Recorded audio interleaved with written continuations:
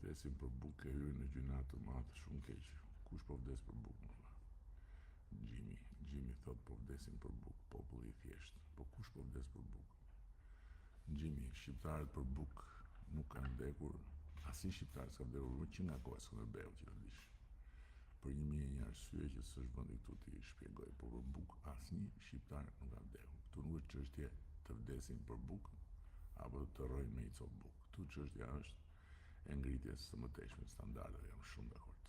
Po kjo të vdesin për bukë mos e përsërisni më, dhe është shumë interesant se këto profilet që flasin për bukë janë mbushura me gjell, me fotografi, me gjell, me mish, me birra, me barqe të mëdha. Nuk e kuptoj çfarë është kjo histori. Ops, buf, ra bufi. Shifni? Ra bufi, po ne nuk e lëm të bjerë vetë bufi. Ra bufi, shifni bufin që ra. Urdhro, ja, këtu e kemi. Se na utoj ky